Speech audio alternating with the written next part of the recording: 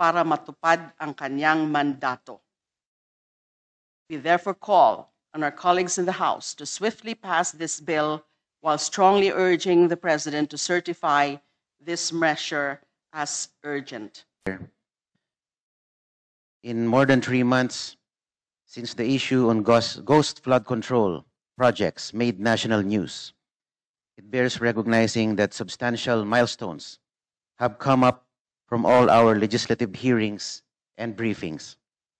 For one, we have encouraged a more meticulous scrutiny of the items for the 2026 General Appropriations Act. Another is that many pieces of information on corruption and on the thievery of the people's funds among fellow public officials have been revealed to the public. However, what has been done to and with these pieces of information so far remains to be seen.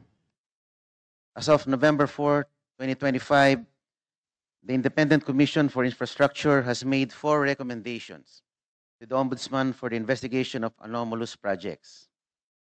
The proceedings that resulted in these 4 recommendations have been kept private, leaving the public in the dark as to the whole process.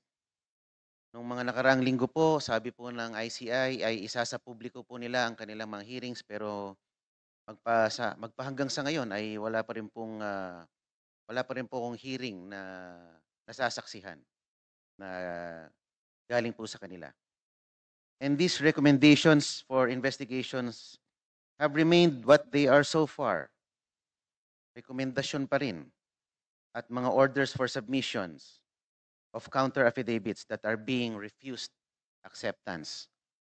Parang ginagamit lang mga legal tactics para mapatagal na makatakas ang mga nararapat na patawag na.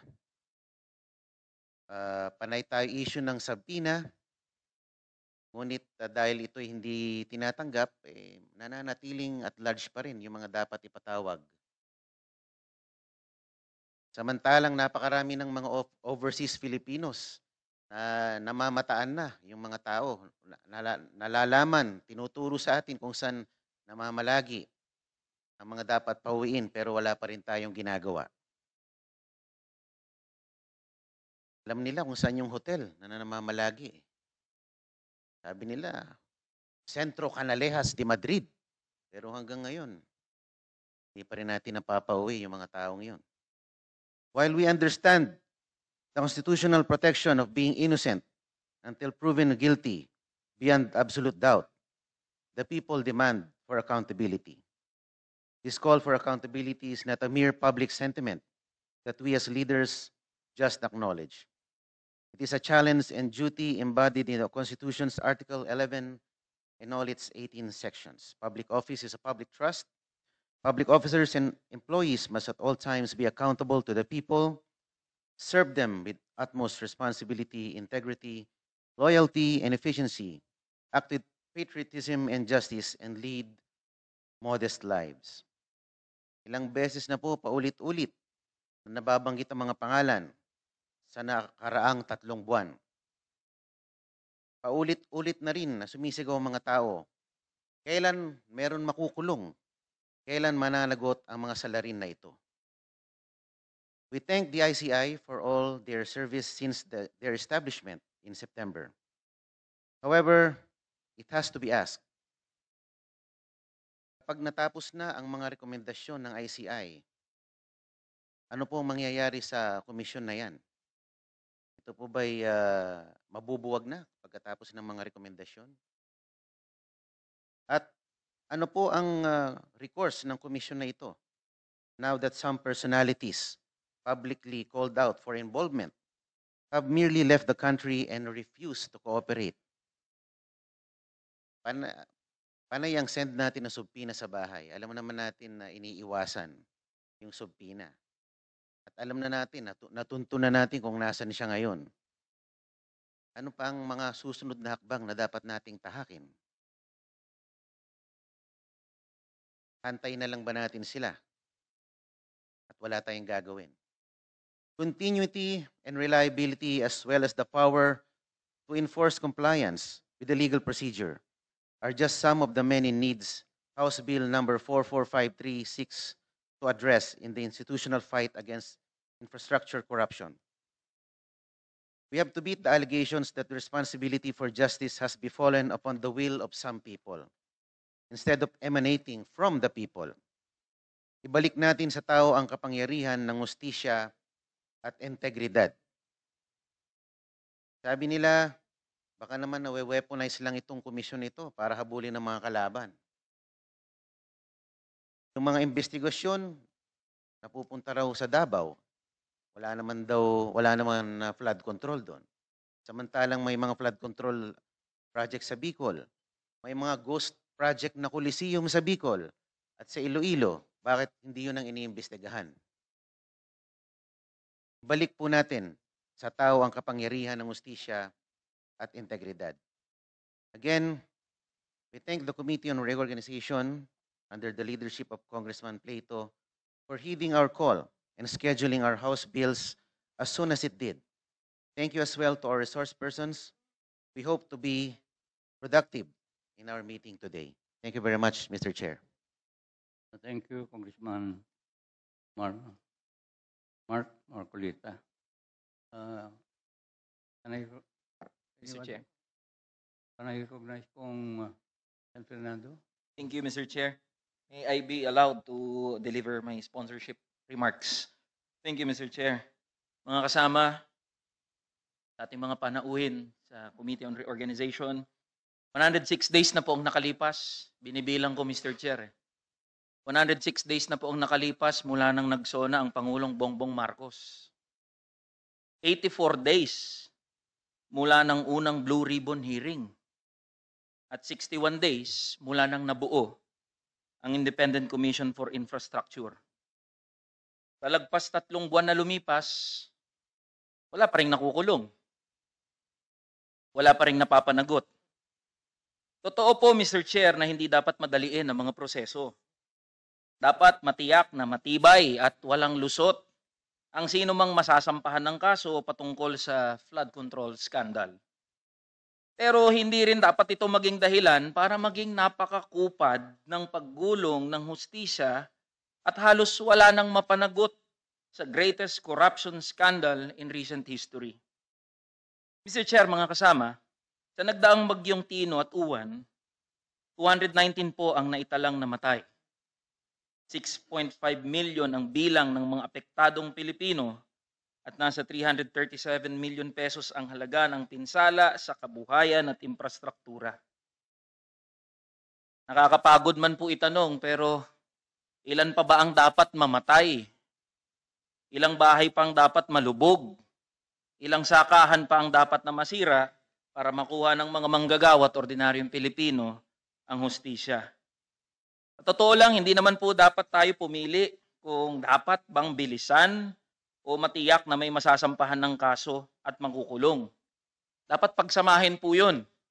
Dapat mabilis at tiyak na may gugulong na ulo kahit sino pa yan. Ang sitwasyon po ngayon ay hindi lang tumatawag sa simpleng hiya o konsensya. Ang kailangan po natin dito, pananagutan. At mangyayari ang pananagutan kapag binigay natin ang lahat ng kapangyarihang kailangan ng Independent Commission for Infrastructure. Mula ho sa pagiging inutil ng ICI, patayuin natin ang ICI sa kanyang mga paa. Mula sa kawalang kapangyarihan, bigyan nating pangil ang ICI. Kaya po ang aming panawagan, isabatas sa pinakamabilis at pinaka-epektibong paraan ang House Bill number 4453. Let us provide the Independent Commission for Infrastructure all the legal arsenal it needs para po mahabol at mapanagot ang lahat ng sangkot dito sa flood control anomaly. Yun lang po, maraming salamat po, Mr. Chair. Thank you, Congressman San Fernando.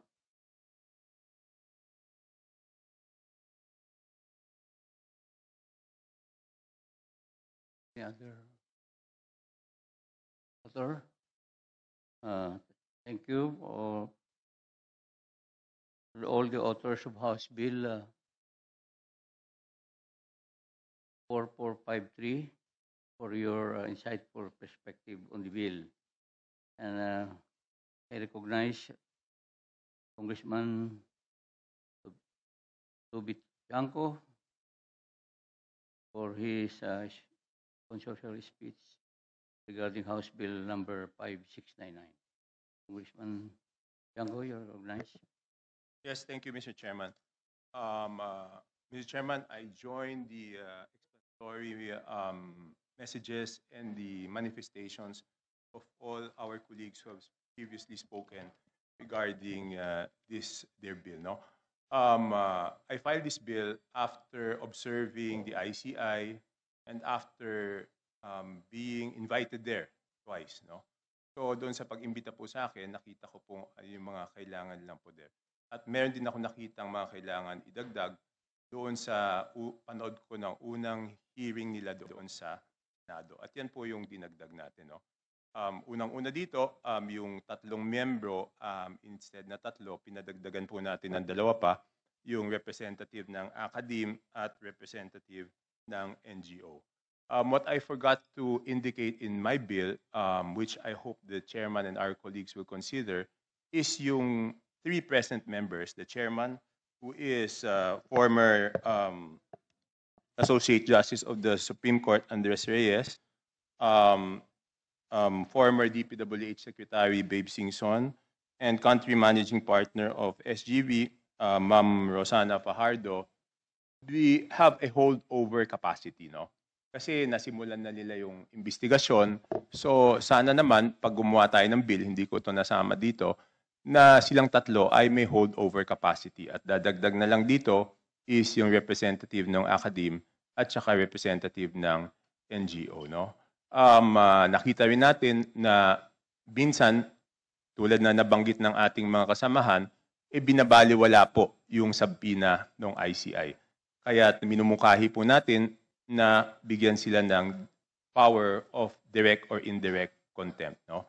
Nakita rin natin na yung ibang mga gusto nilang imbestigahan ay lumisan at umalis sa ating bansa.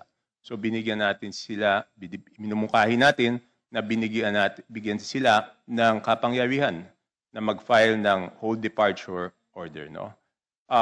At syempre, nakita rin natin na yung iba ay inilalabas yung kanilang mga assets. So binibigyan natin sila ng kapangyarihan to sequester and to attach monies and properties. No? At ito po, liliwanagin ko po, ito po ay hindi duplication ng trabaho ng Ombudsman o DOJ, kung hindi, tulong sa kanilang kapangyarihan. Noong pong hearing ng Senate, nakita ko rin po na humihiling sila ng exemption from criminal and civil liability. So ito po ay idinagdag natin sa minumungkahi po nating batas. No? So yun lang po, Mr. Chairman. So sana po itong mga batas na ito ay mapasa sa lalong madaling panahon dahil tulad po ng sinasabi po ng ating mga kasamahan dito, medyo naiinip na po yung ating mga kababayan at kahit po magsumikap yung ICI, sila po ay nahahadlangan doon sa kakulangan ng kanilang powers. So pag binigyan po natin sila ng mas maraming powers, inaasahan po natin na mas mapapabilis yung kanilang investigasyon. Yun lang po, Mr. Chairman, colleagues, maraming salamat. Thank you, Congressman Toby Chanco, author of House Bill number 5699.